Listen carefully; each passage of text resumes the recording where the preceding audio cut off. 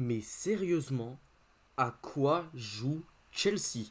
Salut les amis, on se retrouve pour une nouvelle vidéo. Une vidéo où, comme vous pouvez vous en douter, à l'intro et à la miniature, on va parler de Joao Félix qui devrait s'engager du côté de Chelsea jusqu'en 2030. Et je sais qu'il y en a quelques-uns, par exemple, qui pourraient dire que c'est un mauvais choix de la part de Félix. Mais en l'occurrence, il n'en a pas d'autres. Et je voulais absolument commencer par ça dans cette vidéo, par préciser que c'est pas réellement la faute du joueur. Félix n'a pas réellement de choix. Aucun autre club ne veut s'aligner sur le prix réclamé par l'Atlético Madrid. Lui, s'il reste à l'Atlético Madrid, eh ben, il sera complètement tricard. Il n'aura aucune chance de jouer ne serait-ce que quelques minutes. Donc oui, bah, ce qui lui reste, c'est Chelsea ou l'Arabie Saoudite. Et franchement, je pense qu'il préfère tout de même rester en Europe. Voilà pour cette petite introduction. Pour parler du cas Félix, qui est, franchement, personnellement, je trouve que le pauvre Félix n'a pas vraiment de choix ultra pertinent à faire. Maintenant, du côté de Chelsea, c'est une somme autour des 53 millions d'euros qui est posée sur la table pour Chelsea. Et déjà, je considère que le problème n'est pas résolu. À Chelsea, il y a constamment un problème de pointe. On l'a vu ce week-end, Nico Jackson, c'est clairement pas suffisant dans ce rôle d'attaquant de pointe. Marc Gouillou, c'est encore jeune. Broja devrait partir. Enfin voilà, pour moi, le poste d'attaquant de pointe est à combler. Il y avait peut-être un Osimhen à aller chercher. Il y avait peut-être un Gyökeres à aller chercher. Mais non. Le dossier Samuel Morodion était intéressant, l'attaquant de l'Atlético Madrid, mais malheureusement le dossier a raté. Bon, ça arrive, mais au moins ça te permettait de récupérer Morodion pour moins cher qu'un Félix, une somme autour des 40 millions d'euros, pour un attaquant assez prometteur pour le coup, et qui pour moi te permettait quand même des garanties un peu plus facilement qu'avec un Félix, qui est pour moi extrêmement irrégulier, qui ne pourra pour moi pas jouer sur le front de l'attaque. J'ai du mal à comprendre la pertinence de ce choix de Chelsea. Mais bon, Chelsea est habitué à aligner les transferts mirobolants comme Pedro Neto récemment. Un choix que j'avais pas forcément jugé pertinent, mais que je ne trouvais pas bête pour renforcer un petit peu ce poste d'ailier. Mais voilà, et lorsqu'on voit par exemple un Nkunku jouer sur le côté gauche, surtout coller la ligne, j'imagine pas du tout Joao Félix jouer dans ce rôle-là. Donc j'ai déjà de grosses interrogations sur la pertinence du choix de Chelsea de le recruter. Et surtout sur la durée du contrat. Le joueur, le signer jusqu'en 2030, un joueur aussi irrégulier, qui est parfois blessé, qui a besoin d'un contexte vraiment particulièrement favorable pour voir se relancer, où est l'intérêt? Chelsea n'est pas un club qui offre un contexte sain pour Joao Félix. Je ne sais pas combien de fois il faudra le dire, mais Chelsea qui continue d'aligner les joueurs, de les empiler, c'est pas un contexte favorable pour des joueurs. Mais carrément pas même. Donc déjà, du côté de Chelsea, je trouve ça d'un stupide. J'aimerais maintenant parler du joueur. Et déjà, on voit sur Transfermarkt, sa valeur marchande est à 30 millions d'euros. Donc déjà, en partant du fait que la valeur marchande aurait dû être le prix auquel aurait dû le vendre l'Atlético Madrid, bah c'est assez cher. Maintenant, l'Atlético Madrid est quand même un club qui a dépensé 126 millions d'euros pour le recruter il y a quelques années. Donc forcément, ils ont envie de récupérer un petit peu de leur investissement de départ, puisque c'est un peu compliqué, mais il y a des histoires d'amortissement. Donc en gros, ils s'y retrouvent. En gros, ils s'y retrouveraient financièrement avec ces 53 millions d'euros. Mais c'est déjà un joueur qui a 24 ans. Pour un joueur qui était extrêmement prometteur il y a quelques années, 24 ans. Alors ça reste jeune, hein, mais je considère que pour Félix, le train des giga cracks est déjà plus ou moins passé. Il a vraiment fait un mauvais choix de carrière ce jour-là. Et déjà, on voit dans ses statistiques, on voit que c'est quand même un attaquant qui aime jouer deuxième attaquant, comme il est écrit ici. Donc déjà, c'est pas un poste qu'on pourrait lui offrir à Chelsea, parce que Chelsea, c'est une équipe qui joue dans un 4-3-3, donc avec des ailiers et pas de deux attaquants, pas de deux pointes. Donc, si Félix joue, ce serait ailier gauche. Et vous verrez un petit peu plus tard que je considère qu'il y a des limites. C'est également un joueur qui a été baladé un peu partout. Le montant total des transferts est de 138 millions d'euros. C'est quand même assez cher. Voilà, là on voit toutes les valeurs marchandes.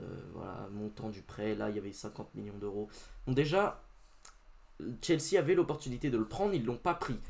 Pourquoi? Parce que son premier passage à Chelsea n'était pas mauvais, mais n'était pas exceptionnel. Donc déjà, ça n'annonce rien de bon. Deux, cette équipe. Vraiment, moi je vois pas de poste où il pourrait jouer totalement, où il pourrait totalement s'éclater. Quand on regarde ses statistiques, voilà, 82 buts, 41 passes décisives en 282 matchs, toutes compétitions confondues, c'est pas mal, ce sont de bonnes statistiques. Sauf que, je vais vous montrer un petit peu ici, contre les milieux et ailiers, enfin voilà, contre les ailiers complètement, et bah déjà, il n'est même pas dans les 10 premiers. Il est devancé par un Amine Gouiri et par un Leandro Trossard quand même. Par également un Christian Pulisic. Par rapport à là où on l'annonçait il y a quelques années, c'est quand même très loin. C'est très très loin. En termes de but, par contre là, bah il est excellent. Pour le coup, il excelle, hein, voilà, il surpasse carrément les attentes. Mais par contre, en termes d'assist sur les 365 derniers jours, il n'est qu'à 57%, ce qui équivaut au 43e ailier sur les assists. Voilà, dans les créations de tirs, actions menant à un tir, eh ben, il est 59e. Dans les passes tentées, il est 44e. Dans les passes progressives, il est 50e. Dans les transports progressifs, c'est pareil, il est 39e. C'est très peu pour un joueur qui pourrait jouer ailier dans cette équipe de Chelsea. Moi, je vois pas où il pourrait jouer. Et même défensivement, en termes de bloc, bah, là où il a bloqué le ballon, bah voilà, vous voyez cette stat, hein, absolument immonde. Il est 83e ailier, là, quand même, en Europe. Sur les dégagements, c'est très peu aussi. Aérien gagné, c'est très peu. Sur les interceptions, c'est très peu. Et sur les tacles, c'est évidemment assez peu. Donc franchement, voilà, je suis plutôt déçu de la trajectoire de carrière de Joao Félix. Et je considère que Chelsea, c'est pas une bonne option pour lui. Mais comme j'ai dit plus tôt, c'est pas une bonne option. Mais c'est peut-être la moins pire. Parce que sinon, il y a l'Arabie Saoudite. Mais je pense que lui considère que c'est mieux de rester en Europe. Et je pense que c'est mieux pour lui. Maintenant, peut-être qu'une option d'un an en Arabie Saoudite ça aurait pas été mauvais. Mais voilà, c'est quand même assez compliqué comme dossier. En tout cas, pour l'Atlético Madrid, bah, c'est un super coup. Parce que eux, en plus de ces 53 millions d'euros, ils vont également prendre Gallagher. Donc ce sera évidemment pour un autre transfert, ce sera sûrement pour une quarantaine de millions d'euros. Mais Conor Gallagher, il le voulait déjà, le transfert avait plus ou moins échoué en même temps que celui de Omorodion. Là, grâce à la vente de Félix, ils vont récupérer Conor Gallagher. Donc pour eux, c'est un super coup. Conor Gallagher, qui est un milieu de terrain que j'aime beaucoup, qui a beaucoup de hargne, qui est bon défensivement, qui est bon offensivement, qui sait porter le ballon. Voilà, je l'aime beaucoup. Excusez-moi, je suis un petit peu enrhumé. Et j'aimerais vous montrer une dernière chose par rapport à Félix. C'était ses caractéristiques selon le site WhoScored.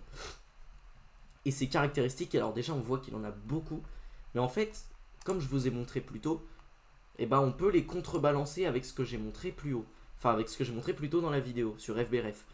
Déjà il est bon à la finition, ça pour le coup c'est vrai, c'est un très bon joueur à la finition.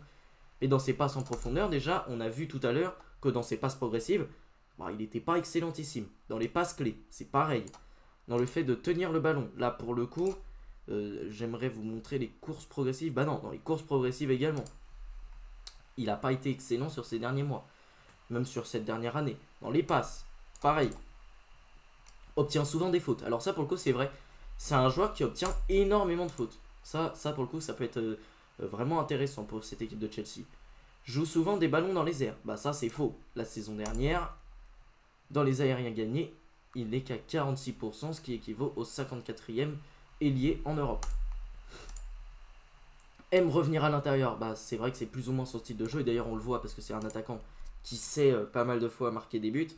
Aime dribbler, c'est vrai que c'est un bon dribbleur, là pour le coup je n'ai pas grand chose à dire, mais encore une fois aime jouer en passe courte, bah, on peut le contrebalancer avec ce qui s'est passé tout à l'heure. Et il y a également un truc intéressant, bah, c'est les centres, dans ses faiblesses, selon WhoScored, et bah ça c'est vrai. Et on le voit depuis tout à l'heure avec le fait qu'il ne transmet pas beaucoup de ballons, que bah déjà il n'en touche pas énormément. Et surtout que voilà, il ne transmet pas de très bons ballons. Et donc voilà, ça se voit au niveau de sa statistique de centre. On a vu également que c'était un attaquant qui revenait vers l'intérieur, donc forcément il centre moins.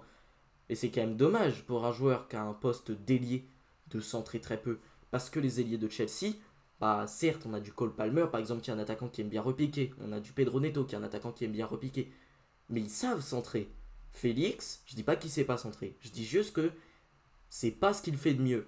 Donc là aussi, je trouve ça un petit peu étrange de la part de Chelsea. Je considère que c'est pas un dossier réussi pour l'Atlético Madrid. Alors eux, c'est du parfait. Ils ont réussi à se débarrasser d'un poids mort de leur effectif, d'un joueur qui ne voulait pas rester chez eux, de récupérer 53 millions d'euros, et en plus de ça, de récupérer un super joueur de Chelsea pour une somme un peu moindre que celle qu'ils ont récupérée sur Joao Félix. Donc voilà, c'est un dossier assez compliqué dont je voulais vous parler dans cette vidéo. J'espère que ça vous aura plu. Si c'est le cas, n'hésitez pas à liker, à commenter pour peut-être me donner d'autres informations sur ce cas, Joao Félix, à vous abonner et activer la cloche de notification pour ne pas rater les prochaines vidéos. Sur ce, salut les amis, à la prochaine.